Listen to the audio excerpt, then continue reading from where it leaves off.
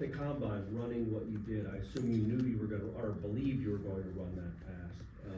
What was, I don't know, how did your life change? What did your phone look like? All the stuff that happened after the combine, after you throw that 40 time out there. It was kind of crazy. When I got back to my phone, like all like the little media outlets, like the check down, like a bunch of stuff were posting it. And so I got back to my phone and had like 1,000 notifications. Everyone just saying like, take your cleats off, you just did it, you just ran crazy fast. You know, so it was kind of like one of those surreal moments. And then just having all my brothers there with me from Florida State, that just made it a way big moment.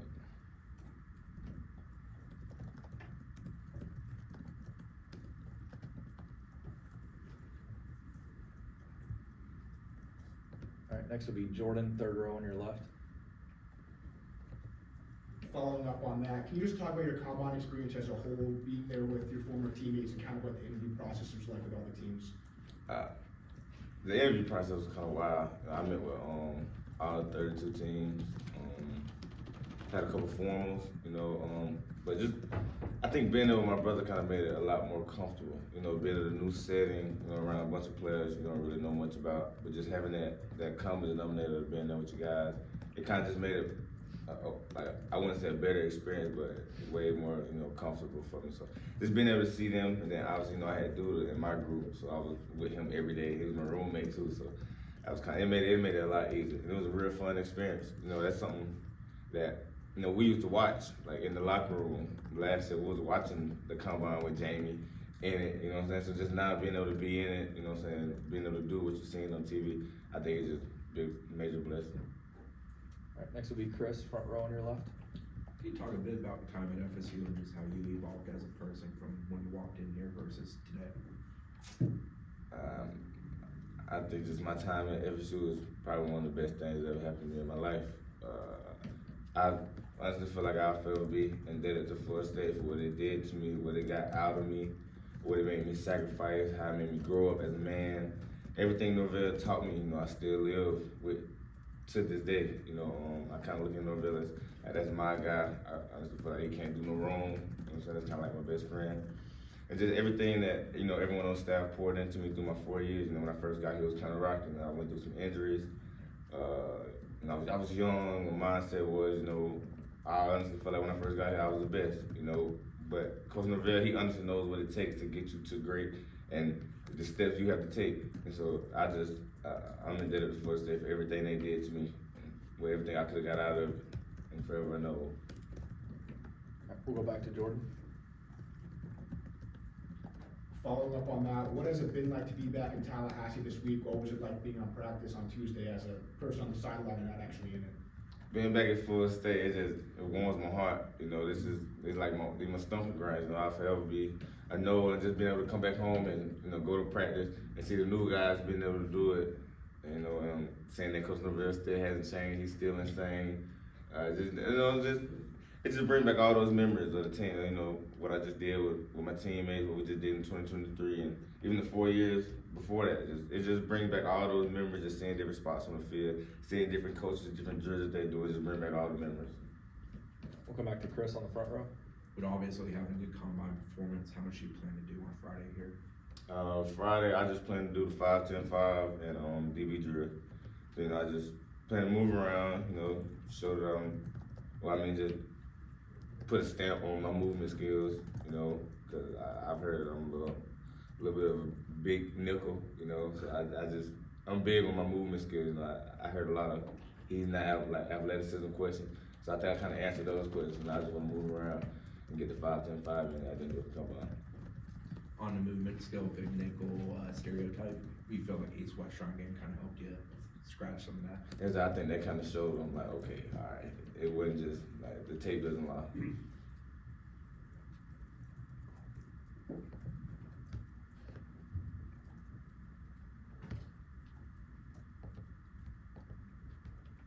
All right, next will be Corey, back over on your right.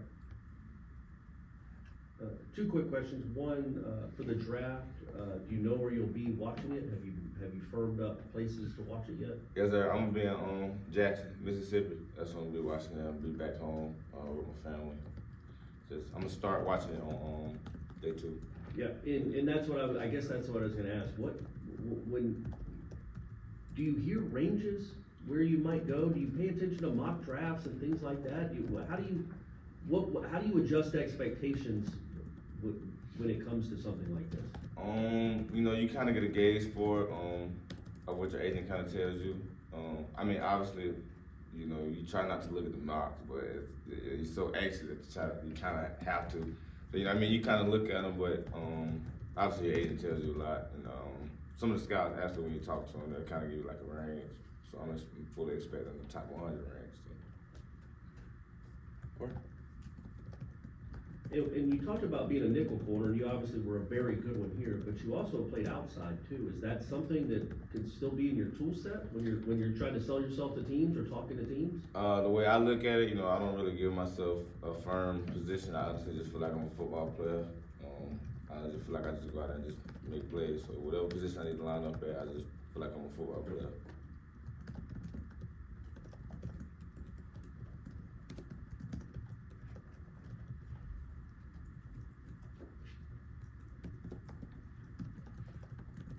Jordan? Can you walk us through your last 3 months of training and what specifically you've been trying to work on to improve? My last 3 months of training was actually trying to get down from the 4.38. You know, the 4.38, that was the highest that I ran through my training process. I fully expected to run like 4.31, 4.30. Like that was kind of what the plan was. But, you know, at the combine, they don't really let you. I mean, they let you, but you don't really get like the full stretching and warming up aspect of it because it's kind of like early in the morning, you know, so you kind of just go out there, you know. But my training process was fun. You know, I got to talk ball with a lot of different guys, you know, touch up on a lot of great things. I feel like I got into the best shape of my life. It's funny because when I first got down there after the season, you know, after the season, you kind of expect to be a little light. Like when I went to train, I was at 200 pounds. It was kind of like, whoa, where did this come from? You know, it was kind of more like, you know, just getting back to my body weight, what I like to move at, you know, stuff like that. Our next question is gonna come from Logan on the Zoom. Hey Jarrian, hope you're doing good, man. Looking back at practice, you know, when you were there on Tuesday, what did you see how that defensive back room under Coach Surtain? I see a full reload. You know, Zarya, he's back in his element. You know, he's back doing what he's doing, and I can see the confidence oozing out of him. You know, I feel like he's taking that step from his sophomore year to now. He's taking that step to being that guy. I think this is his year, and then Ventura, you already know what you're gonna get. Ventura, he's dominant. You know, he makes his plays.